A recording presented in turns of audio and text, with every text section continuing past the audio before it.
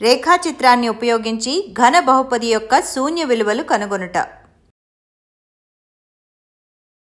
Friends, మనం కిందటి వీడియోలో చూసినట్టు x k దగ్గర బహుపది p(x) యొక్క విలువ 0 అయితే k అనే వాస్తవ సంఖ్య బహుపది p(x)కు శూన్యమవుతుంది.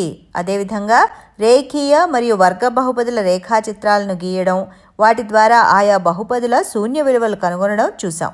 ఈరోజు పాఠంలో మనం ఘన బహుపదికి కూడా రేఖాచిత్రం గీయడం, శూన్యాలు కనుక్కోవడం నేర్చుకుందాం. భౌతిక శాస్త్రంలో చాలా చోట్ల మనం ఈ ఘన బహుపదులను చూస్తుంటాం.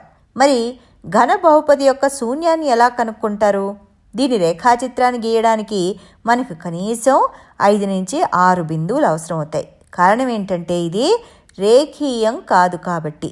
ఇప్పుడు మనం x³ - 4x అనే ఒక ఘన బహుపది తీసుకుందాం. దీనిని y x³ - 4xగా సూచిద్దాం.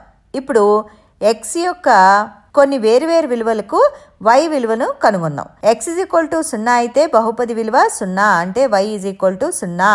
ఒక శూన్యాన్ని కనుగొన్నాం. 1 కంటే ఎక్కువ శూన్యాలు ఉంటాయా? x 1 అయితే y -3, x -1 అయితే y 3, x 2 అయితే y 0, x -2 అయితే y 0. మరి 2 శూన్యాలని మనం ఇక్కడ కనుక్కున్నాం.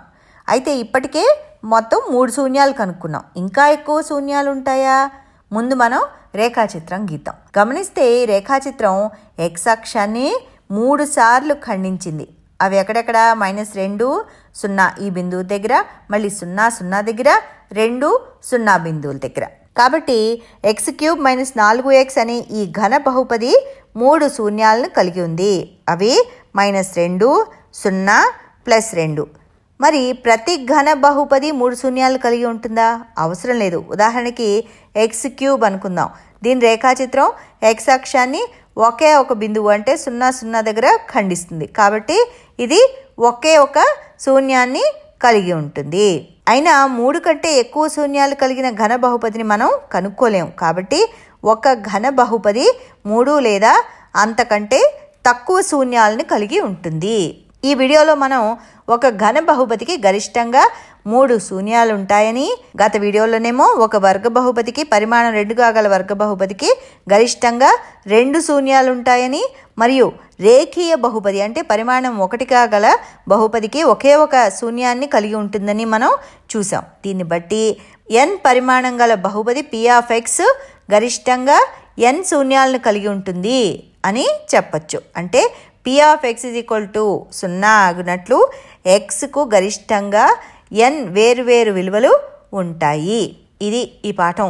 మరి మీకు అర్థమైంది అనుకుంటాను. వచ్చే పాఠంలో మరిన్ని విషయాలతో మళ్ళీ కలుసుకుందాం.